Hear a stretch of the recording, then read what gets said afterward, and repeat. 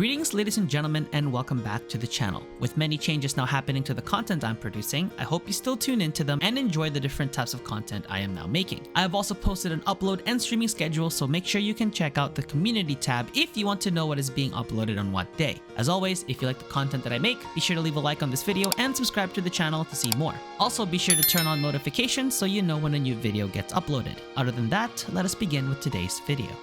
One of the many reasons why Final Fantasy X had one of the best stories of its time and even stands until today was because of the many themes it incorporated into the story. With so many elements in the game, a lot of them connected to certain themes which led to beautifully told stories. We will be exploring many of those themes and how they served as a sort of umbrella throughout the stories, and many events of the story eventually circling back. Today, we will be exploring one of the major themes of Final Fantasy X, which is the theme of death. Now, for a first video covering themes, this may be quite morbid, but when we look at the state of Spira, the ambitions of some of the characters, and the overall status quo, it is very evident that death is a recurring theme in the game. When we look at very different aspects of the game, such as Seymour Guado, the concept of the Unsent, the Far Plane, Sin, among many others, there is one thing in common they all have, which is they are associated with death in some form. In this video, we will be covering how they all connect to this theme, as well as how and why it was very important to the story in Final Fantasy X.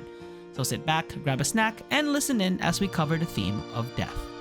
Before we step into the story, we have to look at the design behind the world of Spira. More specifically, we will be looking briefly into the concept behind the Far Plane and the Unsent. In contrast to beliefs in the real world, the Far Plane is a location that can be accessed by the living in order to see projections and memories of their loved ones in the form of fireflies, connecting the planes of the living and the dead. In addition, the concept of life and death in Spira do not exist without the world's life energy, which is the fireflies, which we see throughout the events of the game. This is a topic we can cover on its own, but I thought it would be a good idea to point them out because of how much they influence how life and death works in Spira, with the fireflies composing the life energy of those in the living, as well as forming the memories of the dead in the Far Plane for the deceased. The concept behind the Far Plane is inspired by Yomi, the land of the dead in Shinto religion. When the living pass from the world of Spira, they all go to the Far Plane, in contrast to Christian beliefs where judgment is passed to the dead, which leads to their souls either going to heaven or to hell. However, there are those who, without the help of the summoner through ascending, or who hold strong feelings that connect them to the world of the living, they may become unsent, such as the case with Seymour and Grandmaster Micah, among many others. Due to the unpredictable nature of the fireflies,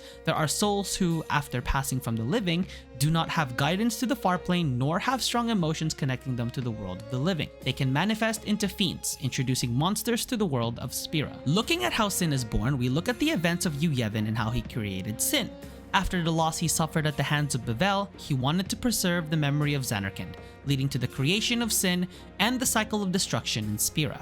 When we look at the big picture of Final Fantasy X, Spira is in a cycle of death, which is due to the existence of Sin, who lives to destroy. We see this shown many times, with Sin's incredible feats of strength capable of destroying entire cities and armies. The world has lived under this cycle for 1,000 years before the events of the game.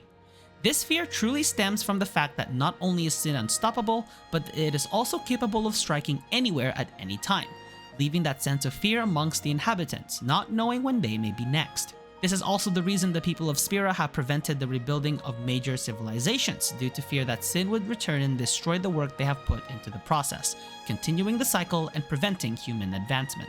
This cycle also caused many events to occur in Spira, such as the Lady Yunalesca choosing to remain an Unsent to give hope to the people through the ritual of the final summoning.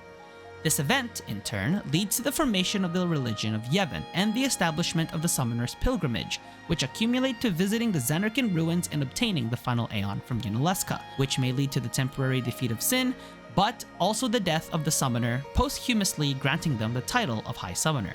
While the final Aeon itself does not die, they do get absorbed by Yu Yevon to become the core of the new Sin, and when a new final Aeon defeats Sin in combat, then the previous final Aeon dies to make room for the new Aeon. The endless cycle of death had more of an impact to some more than others, as while most of Spira have lived their entire lives in fear, there are those who sought to find solutions but led to even more devastating consequences, such as the case with Seymour Guado, who saw this loop and resolved to ease the suffering of the people of Spira by total annihilation by destroying Spira, ultimately leading to his goal of becoming Sin in the events of the game, which ironically was the cause of the people's fear in the first place. His resolve is so strong that was the reason he remained as an Unsent after the defeat at the hands of the party. His resolve to save Spira by destroying it prevented him from moving on from the world of the living and remained as an unsent, leading to the Seymour we come to know in the events of the game. However, there are those, while they do not resort to radical methods as Seymour does, have decided to stay in Spira to maintain the order under the shadow of sin. This was the case with Grandmaster Micah, who had ruled Yevon for 50 years, undoubtedly some of that time as an unsent. With his belief that he holds a lot of knowledge within the religion, and knowing the mechanics of life and death in Spira, he decided to remain in the world long after his passing with the resolve of continuing the status quo of the Yevon religion, and Spira using his influence and wisdom to ensure that it was maintained.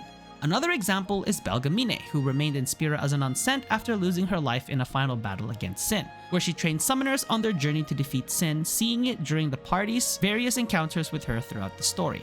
Death is one of the main recurrences in the world of Spira that has shaped the way of life for 1,000 years, and why it is a major plot point in Final Fantasy X, resulting in one of the best stories ever told. The impact death had in the world of Spira was very obvious, as well as the reactions of the people when they realized the status of the world they lived in, which is why the resolve of the party, particularly Yuna, to not only defeat Sin, but also to make sure it never returns was very strong. And with the help of her guardians, particularly Tidus and Riku, who did not grow up with the same views as the rest of the party due to Tidus not being from Spira and Riku being Abed, was not raised with the views of the Yevonites, giving Yuna the hope that Sin could be defeated without its rebirth and the cycle would end. Covering themes for Final Fantasy X will be a handful because death is just one of the many themes that envelop Spira in Final Fantasy X. If there are details in the game that cover death that you noticed while you were playing, be sure to leave it in the comment section below. If you enjoyed this video, be sure to leave it a like and subscribe to the channel if you enjoy the content I put out. I also have a streaming schedule on this channel, Tuesdays and Thursdays at 8 PM and Sundays at 10 AM, all in PST. Let me know what other major theme topics you guys want me to cover. Other than that, this is Enzo signing out, and that, as they say, is that.